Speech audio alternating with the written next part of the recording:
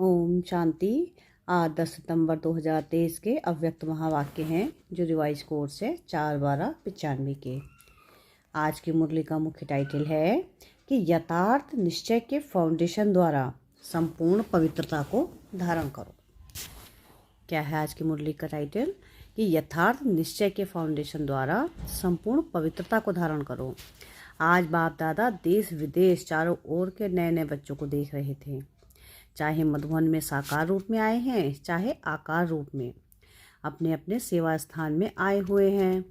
तो नयो नयो को देख बाप दादा सभी के निश्चय को देख रहे थे, क्योंकि निश्चय इस ब्रह्मण जीवन के संपन्नता का फाउंडेशन है और फाउंडेशन मजबूत है तो सहज और तीव्र गति से संपूर्णता तक पहुंचना निश्चित है। तो बाप दादा देख रहे थे कि निश्चय भी भिन्न भिन्न प्रकार का है। जो यथार्थ निश्चय है कि मैं परमात्मा बाप का बन गया, स्वयं को भी आत्मस्वरूप में जानना, मानना, चलना और बाप को भी जो है वैसे जानना, यह है यथार्थ निश्चय। दूसरा निश्चय है कि योग द्वारा थोड़े समय के लिए अशांति से शांति का अनुभव करते हैं और स्थान का शक्तिशाली शांत वायुमंडल आकर्षित करता है। वह ब्राह्मण परिवार, ब्राह्मण आत्माओं का आत्मिक प्यार और पवित्रता की जीवन का प्रभाव पड़ता है। कंपनी अच्छी लगती है, दुनिया के वायुमंडल के कॉन्ट्रास्ट में ये संग अच्छा लगता है। ज्ञान भी अच्छा, परिवार भी अच्छा, वायुमंडल भी अच्छा, तो वो अच्छा लगना उस फाउंडेशन के आधार पर चलते रहते हैं। ये है दूसरा नंबर।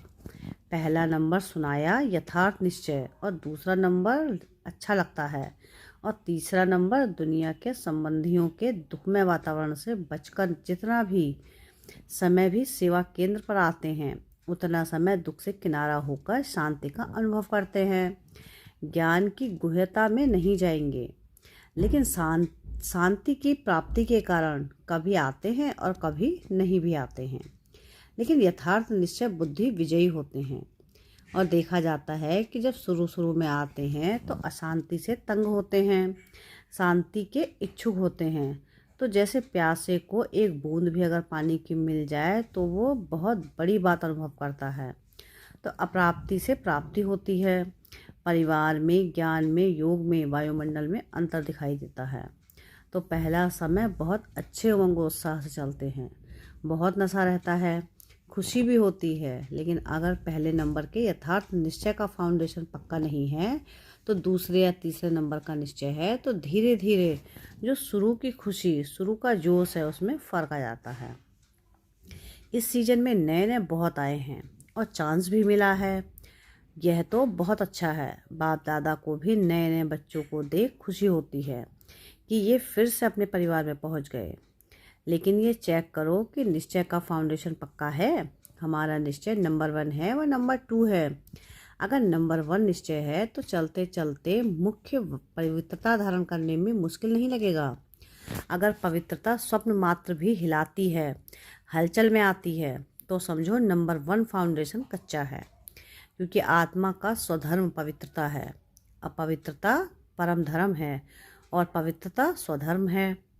तो जब स्वधर्म का निश्चय हो गया तो परधर्म हिला नहीं सकता। कई बच्चे कहते हैं कि पहले तो बहुत अच्छे आते थे, अभी पता नहीं क्या हो गया है। तो क्या हो जाता है कि बाप जो है जैसा है वैसे अनुभव में नहीं लाते। अगर पूछेंगे कि बाप का साथ है तो हाथ सब उठाएंगे। हाथ उठाना तो बहुत सहज है, लेकिन बाप साथ है तो बाप की पहली पहली जो महिमा करते हो कि वो सर्वशक्तिमान हैं, ये मानते हो या सिर्फ जानते हो? तो जब सर्वशक्तिमान बाप साथ है तो सर्व शक्तियों के आगे अपवित्रता आ सकती है? नहीं आ सकती। लेकिन आती तो है। तो आती फिर कहाँ से है? कोई और जगह है। चोर लोग जो होते हैं वो अपना स्पेशल गेट बना लेते हैं।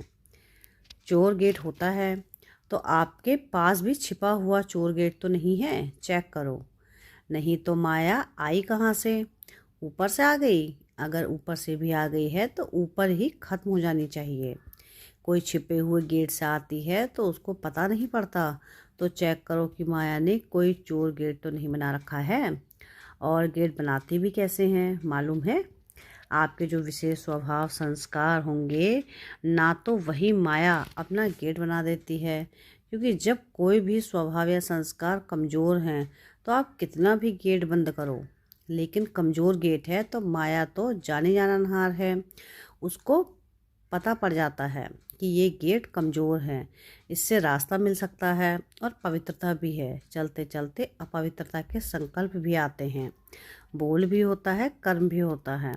तो गेट खुला हुआ है ना, तभी तो माया आई। फिर साथ कैसे हुआ? कहने में तो कह देते हो कि सर्वशक्तिमान साथ है, तो ये कमज़ोरी फिर कहाँ से आई? कमज़ोरी रह सकती है नहीं ना, तो क्यों रह जाती है? चाहे पवित्रता में कोई भी विकार हो, मानो लोभ है, लोभ सिर्फ खाने पीने का नहीं होता। कई समझते हैं हमारे में पहनने, खाने या रहने का ऐसा तो कोई आकर्षण नहीं है, जो मिलता है, जो बनता है उसमें चलते हैं। लेकिन जैसे आगे बढ़ते हैं तो माया लोभ भी रॉयल और सूक्ष्म रूप में लाती है। वो रॉयल लोभ क्या है? चाहे स्टूडेंट हो चाहे टीचर हो, माया दोनों में रॉयल लोभ लाने का फुल पुरुषार्थ करती है। मानो स्टूडेंट है, बहुत अच्छा निश्चय बुद्धि सेवाधारी है, सब में अच्छा है, लेकिन जब आगे बढ़ते हैं तो ये रॉयल लोभ आता है कि मैं इतना कुछ करता हूँ, सब रूप में सब तरह से मददगार हूँ, तन से, मन से, धन से, और जिस समय चाहिए उस समय सेवा में हाजिर हो जाता हूँ। फिर भी मेरा नाम कभी भी टीचर वर्णन नहीं करती है। ये जिज्ञासु बहुत अच्छा है। अगर मानो ये भी नहीं आवे तो फिर दूसरा रूप क्या होता है? अच्छा, नाम से भी ले लिया तो नाम सुनते सुनते मैं ही हूँ, मैं ही करता हूँ, मैं ही कर सकता हूँ, वो अभिमान के रूप में आ जाएगा।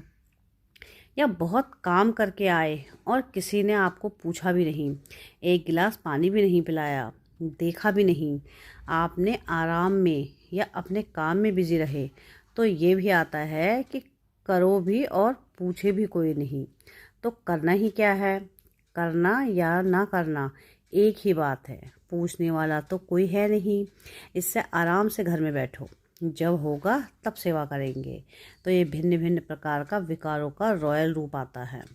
और एक भी विकार आ गया ना, मानो लोभ नहीं आया लेकिन अभिमान आ गया, या अपने मानने तक का हमारी मान्यता हो उसका भान आ गया, तो जहाँ एक विकार होता है वहाँ उनके चार साथी छिपे हुए रूप में होते हैं। और एक को आपने चांस दे दिया तो वो छिपे हुए जो हैं वो भी समय प्रमाण अपना चांस लेते रहते हैं। फिर कहते हैं कि पहले जैसा नशा अभी नहीं है, पहले बहुत अच्छा था, पहले अवस्था बड़ी अच्छी थी, अभी पता नहीं क्या हो गया, माया चोर गेट से आ गई, ये है पता, ये नहीं कहो कि पता नहीं। और टीचर को भी आता है। टीचर को क्या चाहिए? सेंटर अच्छा हो, कपड़े भले कैसे भी हों, लेकिन सेंटर थोड़ा रहने लायक तो अच्छा हो, और जो साथी हो वो अच्छे हों, स्टूडेंट अच्छे हों, बाबा की भंडारी अच्छी हो। अगर अच्छा स्टूडेंट चेंज हो जाए तो दिल थोड़ा धड़कती है। फिर समझते हैं कि क्या करें, ये मददगार था ना, अभी वो चला गया। मददगार जिज्ञासु था वह बाप का, तो उस समय कौन दिखाई देता है? जिज्ञासु व बाप। तो ये रॉयल माया फाउंडेशन को हिलाने की कोशिश करती है। अगर आपको निश्चय है कि सर्वशक्तिमान साथ है तो बाप किसी न किसी को निमित्त बना ही देता है। कई फिर सोचते हैं कि हमें कम से कम एक बार आबू की कॉन्फ्रेंस में या किसी बड़ी कॉन्फ्रेंस में चांस मिलना चाहिए। चलो और नहीं, योग शिविर तो करा ले, ये भी तो चांस होना चाहिए ना। चलो भाषण नहीं करे, स्टेज पर तो आए, आखिर विनाश हो जाएगा। क्या विनाश तक भी हमारा नंबर नहीं आएगा? नंबर तो आना चाहिए ना। लेकिन पहले भी बाप दादा ने सुनाया है कि अगर योग्य है, चांस मिलता है तो खुशी से करो, लेकिन ये संकल्प करना कि हमें चांस मिलना चाहिए, यह भी मांगना है।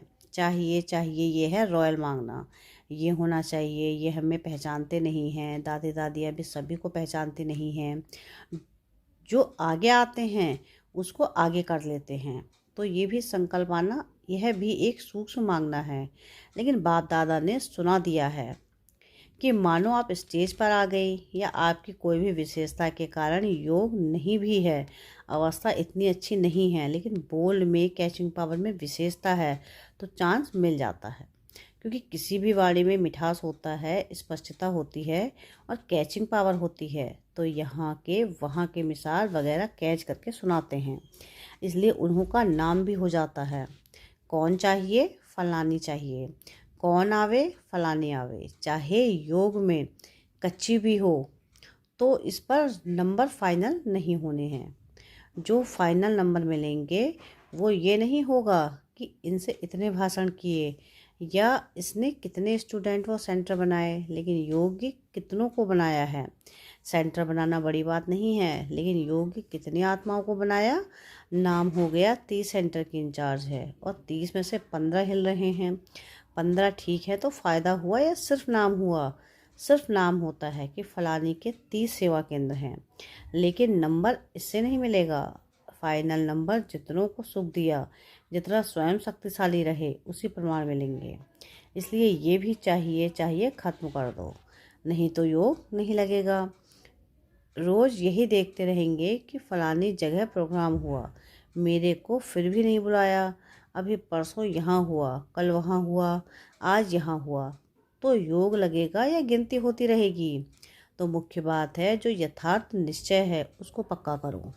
कहने में तो कह देते हैं कि मैं आत्मा हूँ और बाप सर्वशक्तिमान है, लेकिन प्रैक्टिकल में कर्म में आना चाहिए।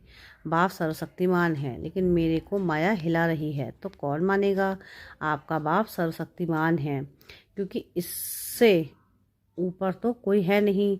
तो बाप दादा आज निश्चय के फाउंडेशन को देख रहे हैं, चाहे नए हैं चाहे पुराने हैं, लेकिन इस दुनिया के फाउंडेशन को प्रैक्टिकल में लाओ और समय पर यूज़ करो।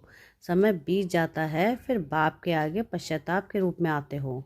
क्या करे बाबा, हो गया, आप तो रहम दिल हो, रहम कर दो। तो ये क्या हुआ, ये भी रॉयल पश्चाताप है। साथ है तो किसी की भी हिम्मत नहीं है कि निश्चय बुद्धि का अर्थ ही है विजयी। अगर कोई हिसाब किताब आता भी है तो मन को नहीं हिलाओ, स्थिति को नीचे ऊपर नहीं करो। चलो आया और फट से उसको दूर से ही खत्म कर दो। अभी योद्धे नहीं बनो। कई अभी निरंतर योगी नहीं हैं, कुछ समय योगी हैं और कुछ समय युद्ध करने वाले योद्धे हैं। लेकिन अपने को कहलाते क्या हो, योद्धे की योगी कहलाते तो सहज योगी हो।